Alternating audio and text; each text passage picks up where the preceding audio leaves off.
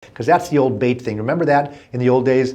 Like, oh, you got to buy it right now because I've got 4 people looking at that car. We wouldn't tell you that even if it was true because you wouldn't believe us. It sounds like a gimmick. So what we do when a customer wants to buy a car but wants to think about it, we say, we want you to think about it. We don't want you to feel any pressure. We want you to make the decision when you're ready to make that decision. And if the car happens to be $16,000, we'll give you an out-the-door figure in writing, everything included. When you're ready, call us up. When you're ready to buy the car, we're going to trust you. But if a customer still wants to shop around, a lot of times people change their mind. There's a statistic that I heard about a couple years ago that 78% of the people buy something different than they thought they were going to buy. 78%. Now, every once in a while you have the customer comes in and says, I know exactly what I want. And they buy that car. Most of the time people come in and say, I know exactly what I want. And they see something else that they like.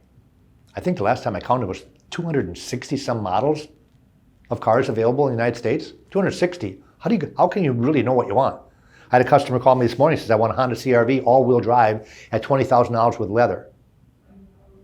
So what do? If I don't have the exact same car, I'll think about all the cars that are like that Honda CR-V. So I would show them a Toyota RAV4, a Santa Fe, a Hyundai Tucson. I would show them the Kia version. I would show them the Infiniti version. I would show them all the cars, not because I'm trying to confuse the issue, but because I know statistically that you might end up buying a different car.